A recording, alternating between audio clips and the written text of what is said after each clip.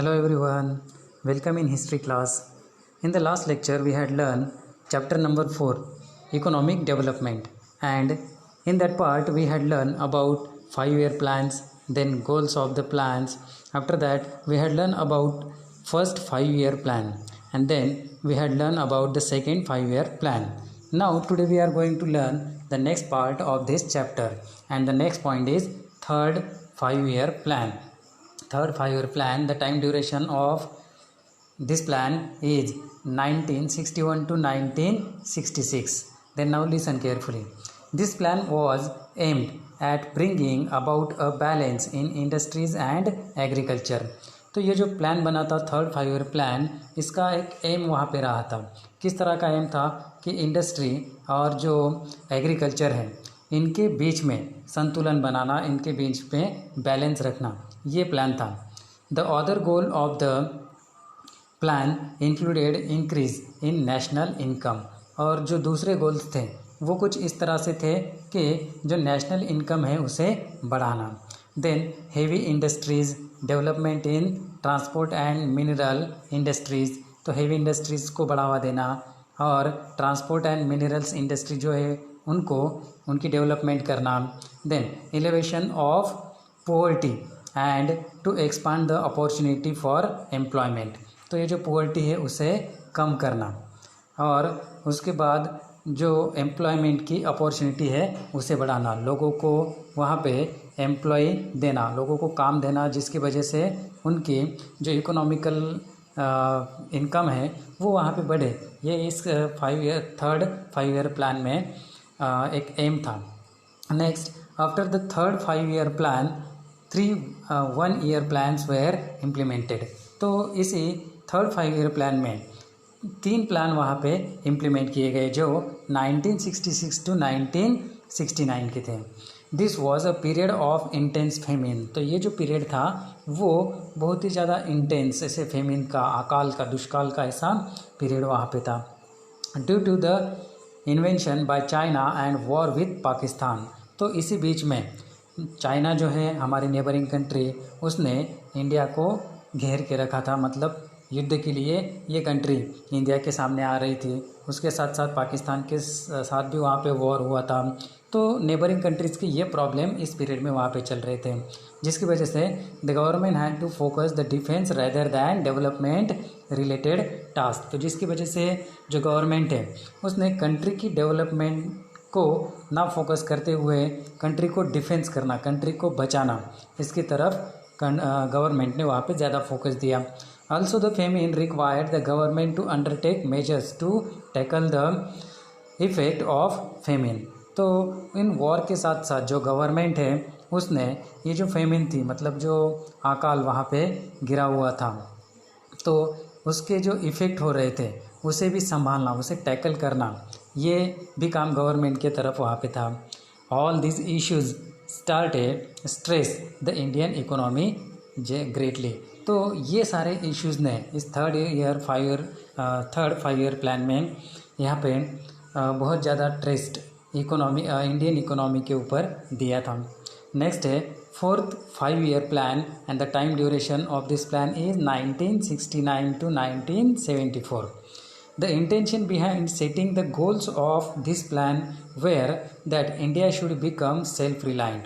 तो इस fourth 5-year plan में वहाँ पे सबसे बड़ा ऐसा इंटेंशन का गोल का इंटेंशन वहाँ पे बताया जाता है कि हमारी कंट्री जो है वो सेल्फ रिलायंट बने, मतलब स्वावलंबी वहाँ पे बने, किसी भी तरह से अदर कंट्री के ऊपर वो डिपेंड ना रहें.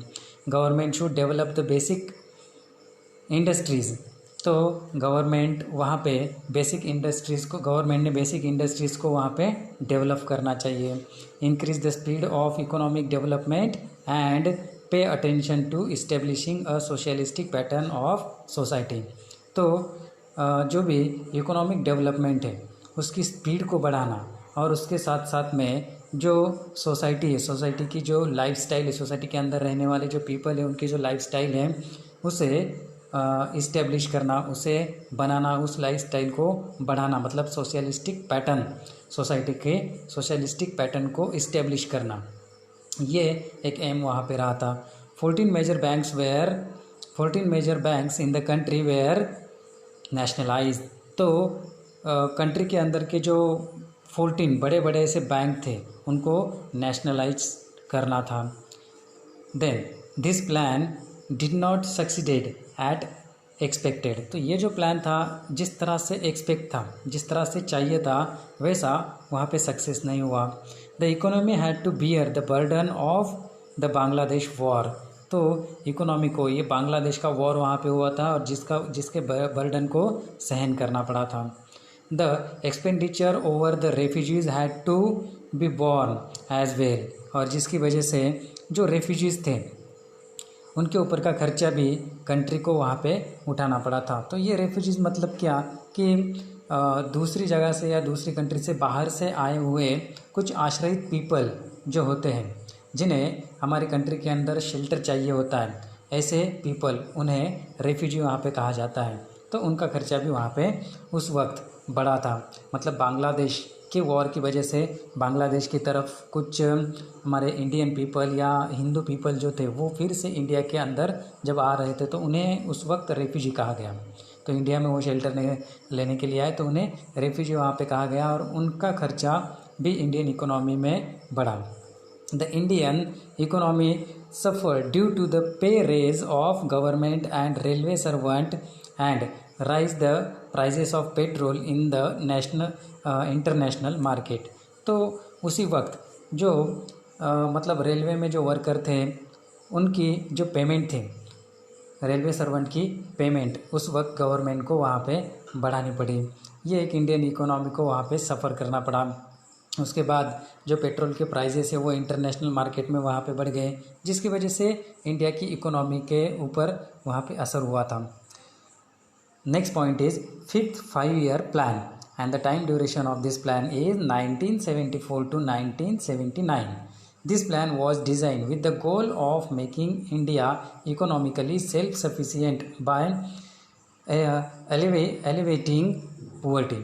तो ये जो 5th 5-year प्लान वहाँ पे बना तो उसे डिज़ाइन किया गया था कि इंडिया की जो इकोनॉमी है वो सेल्फ सफिशिएंट वहाँ पे बने।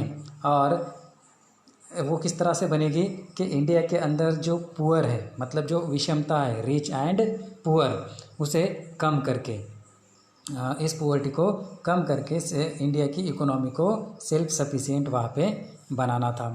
उसके बाद the objective of the 5th 5th plan were as follows. तो इस 5th प्लान के कुछ ऑब्जेक्टिव्स वहाँ पे बताए गए हैं, वो कुछ इस तरह से। इंक्रीज द नेशनल इनकम को वहाँ पे बढ़ाना। Make large scale employment available. तो बहुत ज़्यादा एम्प्लॉयमेंट वहाँ पे अवेलेबल करके देना, लोगों को जॉब अवेलेबल करके देना। सप्लाई एजुकेशन को बढ़ाना, एजुकेशन कंट्री के अंदर फैलाना। Nutritious food and drinking water, लोगों को न्यूट्रिशियस फूड और ड्रिंकिंग वाटर अवेलेबल करके देना। उसके बाद to make facilities of medical treatment available in rural areas. तो रूरल एरिया के अंदर जो मेडिकल फैसिलिटीज़ हैं उन्हें अवेलेबल करके देना। Then to supply electricity and means of communication. तो इलेक्ट्रिसिटी के सप्लाई को बढ़ाना। मीन्स ऑफ कम्युनिकेशन जो है मतलब टेलीफोन जैसी जो चीज़ें हैं या पोस्टल सर्विसेज है उनको बढ़ाना। Implement social welfare scheme on the wide scale. तो ज़्यादा से ज़्यादा तौर पे जो भी सोसाइटी के लिए वेलफेयर वाली, सोसाइटी की अच्छाई के लिए ऐसी स्कीम्स है उन्हें इम्प्लीमेंट करना। Bring about the development of agriculture के बारे में डेवलपमेंट लाना। इंक्रीज द बेसिक इंडस्ट्रीज़ को वहाँ पे बढ़ाना, मतलब जो भी फूड इंडस्ट्रीज़ है या जो भी क्लॉथ इंडस्ट्रीज़ है, शेल्टर वाली इंडस्ट्रीज़ है, उनको बढ़ावा देना, उनकी डेवलपमेंट करना। उसके बाद आगे बताया गया है कि increase the basic industries, then purchase food and grain and other life sustaining goods by monopoly purchase and make them available to the poor at the reasonable price through the public distribution system। तो जो poor people है country के अंदर के, मतलब जिन्हें खाने पीने के लिए मतलब अच्छे न्यूट्रिशन वाला खाना जिन्हें नहीं मिलता, ग्रेन वहाँ पे नहीं मिलता है ना, तो ऐसे लोगों को कुछ अच्छी चीज़ें, खाने की चीज़ें या ग्रेन उन्हें प्रोवाइड करना। तो वो किस तरह से प्रोवाइड किए जाएंगे, तो पब्लिक डिस्ट्रीब्यूशन सिस्टम से, जिसे पीडीएस वहाँ पे कहा जाता है, पब्लिक डिस्ट्रीब्यूशन सिस्टम। हम उसे वो रेशन शॉप जो होते हैं वो भी कहते हैं, मतलब लोगों को वहाँ पे रेशन जो है वो अवेलेबल करके देना, ये प्लानिंग थी। During the 5th plan it was not possible to achieve the goal of removal of poverty and increase in employment। तो इस 5th ईयर प्लान में या इस 5th प्लान के दौरान वहाँ पे ये जो गोल था कि पोवर्टी को वहाँ पे कम करना, पोवर्टी को हटाना, लोगों को ज़्यादा से ज़्यादा एम्प्लॉयमेंट वहाँ पे देना, वो वहाँ पे पूरा नहीं हो सका। In the 1977 general elections the Congress party was defeated. The Janata Party came to power. The new government ended the 5th plan towards the end of March 1978 and started a ruling plan from April 1978। तो 1977 में general election वहाँ पे हुए। इस general election में जो Congress party थी वो हार गई, उसकी डेफिट वहाँ पे हो गई, और जो जनता पार्टी है वो जनता पार्टी पावर में आ गई, रूलिंग पावर में वहाँ पे आ गई। द न्यू गवर्नमेंट एंडेड, तो जो नई गवर्नमेंट वहाँ पे आई थी जनता पार्टी की, तो उसने मार्च के 1978 में इस 5th प्लान को रद्द कर दिया और अपना एक नया प्लान बनाया और उसे रोलिंग प्लान वहाँ पे कहा गया, जो 1978 अप्रैल से स्टार्ट किया गया।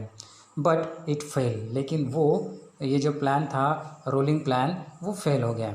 इन 1980 general elections where held for Lok Sabha, फिर 1980 में लोकसभा के जनरल इलेक्शन वहाँ पे हुए। The Congress party came to power, the Congress government close the system of rolling plan and again started planning like before. तो इस इलेक्शन में फिर से कांग्रेस पार्टी जो है वो रूलिंग पार्टी में आ गई और उसने इस रोलिंग प्लान को वहाँ पे बंद करके अपना जो पहला प्लान चल रहा था उसे फिर से चलाना स्टार्ट कर दिया। Now the 6th year plan, the time duration of this plan is 1980 to 1985। This plan also stress upon alleviation of poverty and employment generation। तो इस प्लान ने सबसे ज़्यादा अगर ट्रेस दिया होगा तो वो पोवर्टी को कम करना और एम्प्लॉयमेंट को बढ़ाना, एम्प्लॉयमेंट जनरेट करना। This plan had the following objective, इस प्लान के कुछ ऑब्जेक्टिव वहाँ पे रहे वो इस तरह से हैं। Significantly increase the growth rate in the economy, तो इकोनॉमी की मतलब ग्रोथ रेट वहाँ पे बढ़ाना। Then reduce the rate of poverty and unemployment, जो अनएम्प्लॉयमेंट है मतलब बेरोज़गारी जिसे हम कहते हैं वो, और गरीबी का रेट वहाँ पे कम करना। Then shape the implement a population policy so that people adopt the small family norm voluntarily and thus keep the population under control। और उनका नेक्स्ट प्लान वहाँ पे ऐसा रहा था कि पॉपुलेशन को कंट्रोल में लाने के लिए कुछ पॉलिसी वहाँ पे ऐसी बनाना कि लोगों ने उसे खुद अडॉप्ट करना चाहिए और मतलब उनकी सेल्फ डिज़ायर जो है वो वहाँ पे रहनी चाहिए पॉपुलेशन अंडर कंट्रोल रखने में। तो इस तरह के प्लान उनकी वहाँ पे बने थे। The following programmes were implemented in the 6th 5-year plan. तो इस 6th 5-year प्लान में कुछ और भी प्रोग्राम वहाँ पे इम्प्लीमेंट किए गए, वो कुछ इस तरह से रहे। जैसे नंबर 1 जो है वो इंटीग्रेटेड रूरल डेवलपमेंट प्रोग्राम, तो जो रूरल पार्ट है उसका डेवलपमेंट करना। उसके बाद rural landless employment guarantee programme, तो रूरल पार्ट में जो लैंडलेस पीपल है यानी ऐसे पीपल जिनके पास अपनी खुद की लैंड नहीं है उनकी डेवलपमेंट करना। नेशनल रूरल एम्प्लॉयमेंट प्रोग्राम, तो रूरल पार्ट में एम्प्लॉयमेंट देना, ये एक प्रोग्राम वहाँ पे बनाया गया। और उसके बाद सैलेम स्टील प्लांट, और एक सैलेम स्टील प्लांट वहाँ पे लाया गया। तो इस तरह के कुछ जो प्रोग्राम्स है वो इस 6th 5 ईयर प्लान में वहाँ पे बने थे. And the next point is 7th 5 year plan which we will be learn in the next lecture. Okay, bye.